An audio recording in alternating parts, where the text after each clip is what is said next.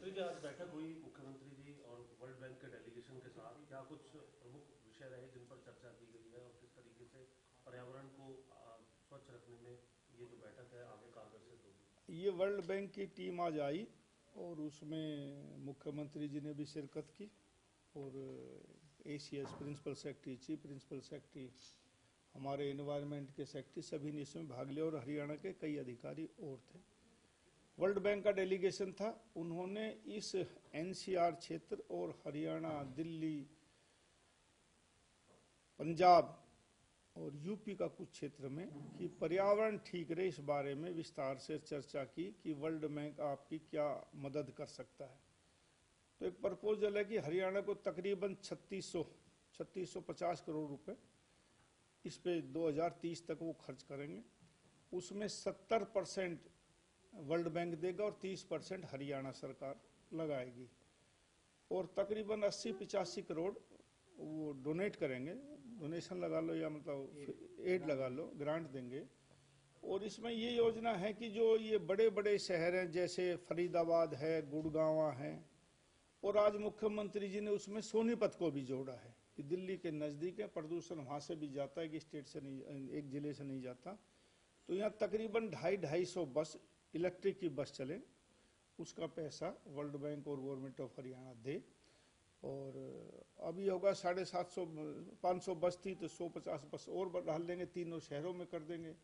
DG set अच्छे हों और हमारे जो सड़कों की व्यवस्था है जहां रेत ज़्यादा उड़ता है, अच्छी सड़कें हों, 500 किलोमीटर चिन्हित करके दिल्ली एनसीआर में कि वहाँ रेत ना उड़े, ऐसी व्यवस्था करने के कई पॉइंट उन्होंने दिए हैं।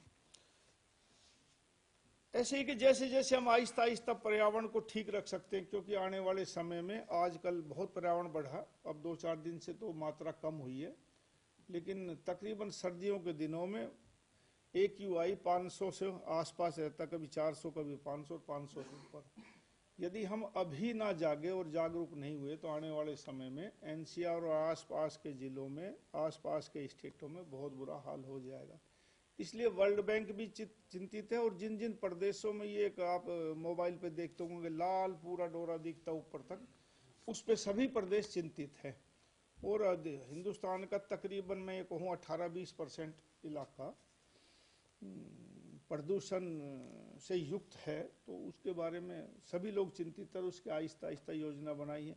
एक हम ये जो एग्रीकल्चर में भी इसका ध्यान दे रहे हैं, और एक जो हम चूल्हा गैस जलाते हैं, हमारा तो हरियाणा तकरीबन गैस पे हो गया, लेकिन बहुत से इलाकों में चूल्हा आज भी जलाया जाता है, लकड़ी जलाई जाती है, गोबर से जलाया जाता है। तो वो उसका भी इंतजाम कर रहे हैं कि भाई ये कम से कम गैस ना निकले, पोल्यूशन ना हो। ऐसी बहुत सी व्यवस्था करने की इसमें कोशिश की। इनिशियल स्टेज पे ये है। आगे आगे कैसे कैसे फंड देना है वो अभी फाइनेंशियल कमिश्नर और उनकी वर्ल्ड बैंक के आदमी बैठेंगे और मुझे लगता है कि 1 महीने के अंदर फाइनल हो जाएगा। ये केवल एनसीआर को लेकर के है या और हरियाणा? नहीं, हरियाणा पंजाब एनसीआर में नहीं आता है, लेकिन जहां पंजाब से भी उनकी मीटिंग हुई है और मेरा मानना यूपी से भी हुई होगी, दिल्ली वालों से भी होगी, हमसे हरियाणा से भी हुई है। और मैं देखता हूँ कि मोबाइल पे जो जहां जहां रेड शेप आती है, डेंजर इलाका जहां दिखाते हैं, तो उसमें जो रेड इलाका है उसमें सभी जगह वर्ल्ड बैंक कोशिश करेगा। और ये एक वर्ल्ड बैंक ने पहल करी है, मैं उनका अपनी तरफ से भी आपके माध्यम से स्वागत करता हूँ। और आहिस्ता आहिस्ता हम सब लोग कोशिश करेंगे तो प्रदूषण ठीक हो पाएगा। इसके अंदर हिसार इलाका है, कैथल है, ये तो एनसीआर में नहीं आते, लेकिन यहाँ रेड ज्यादा होता है, तो फिर इनको नहीं, वो भी आएगा। इसमें कोई एनसीआर का ही क्षेत्र नहीं है। पंजाब एनसीआर में नहीं आता, लेकिन वहां भी उन्होंने मीटिंग की है। जहां जहां भी प्रदूषण है वहां वहां कोशिश करेंगे हम कि प्रदूषण से और स्टेट प्रोग्राम, लेकिन जो ज्यादा दिल्ली के नजदीक है वहां पहले कोशिश होगी, बाद में आहिस्ता आहिस्ता यहाँ भी करते रहेंगे। रिसर्च प्रोग्राम वगैरह भी शुरू किए जाएंगे यूनिवर्सिटी? हाँ, बिल्कुल किए जाएंगे सभी यूनिवर्सिटियों में, और जागरूक करेंगे कैसे ये कम से कम हो, इसकी रिसर्च भी होगी और इसमें हम क्या क्या कर सकते हैं।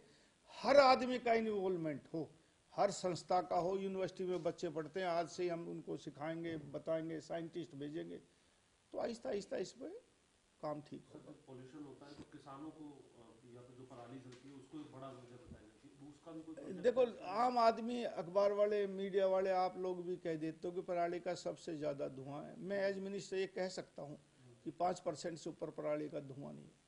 ये डस्ट है और चीजें बहुत है, कहीं इंडस्ट्री का, कहीं गाड़ियों का है, कहीं एसी का, बहुत चीजों का है। गाड़ियों को बंद करने की कोई बात नहीं, गाड़ियों को बंद करने की बात नहीं, आहिस्ता आहिस्ता लोगों को समझाए कि इलेक्ट्रिक व्हीकल है, और जब तक हम पब्लिक व्हीकल लोगों को ना प्रोवाइड करेंगे तो तब तक आदमी प्राइवेट गाड़ी नहीं छोड़ेगा। हम ज़्यादा मेट्रो लेकर आए, हम बसेज लेकर आए इलेक्ट्रिक बसेज, तो लोगों को सुविधा मिलेगी, तो लोग आहिस्ता आहिस्ता प्राइवेट गाड़ियों से पब्लिक बसों में आ जाएंगे। इस बैठक में कृत्रिम बारिश को लेकर भी कोई बातचीत हुई? नहीं, इसमें कृत्रिम बारिश को लेकर इसमें कोई बारिश बात नहीं। एक आप आगे भी स्टडी टूर के लिए आप जा रहे हैं कि किस तरीके से आगे जो हमारे जो फॉरेस्ट है या फिर पर्यावरण। हाँ, ये अरावली के बारे में एक सऊदी में एक हम ग्रीन क्या बोलते हैं उसको, ग्रीन वॉल बनाने के लिए जा रहे हैं, तो उसमें हरियाणा के अधिकारी जा रहे हैं और देश के अधिकारी जा रहे हैं स्टेट में। उसमें माननीय भूपेंद्र यादव जो हमारे वन पर्यावरण मंत्री है वो भी जा रहे हैं,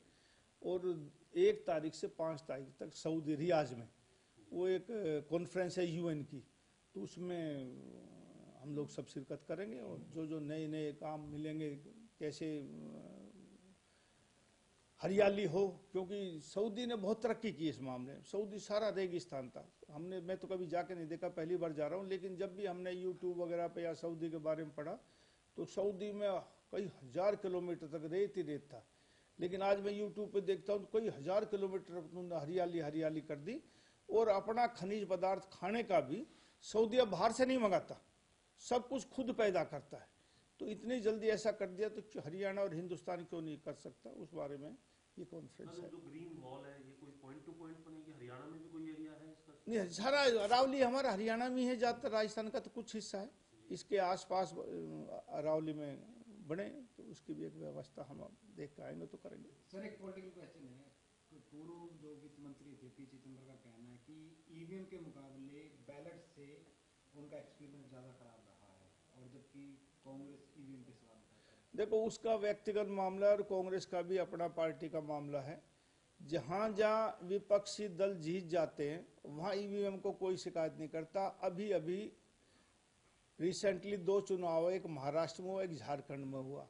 महाराष्ट्र में बीजेपी की सरकार बन गई तो अपोजिशन वाले कहने लगे कि ईवीएम में गड़बड़ थी, झारखंड में किसी ने कहा। ऐसे ऐसे जहां भी कोई विपक्षी दल हो, जो चुनाव हारता वो किसी न किसी पर आरोप लगाता, ये स्वाभाविक ह्यूमन नेचर है, ये वो कहेंगे। इस बारे में मैं ज्यादा नहीं कहूंगा, लेकिन मैं ये कह सकता हूं कि ईवीएम भी उसी प्रकार रिजल्ट देगा जैसे जनता डाल लेगी, और बैलेट से डालोगे तो जनता जैसा डाल के आएगी वैसा ही रिजल्ट आएगा। कितनी देर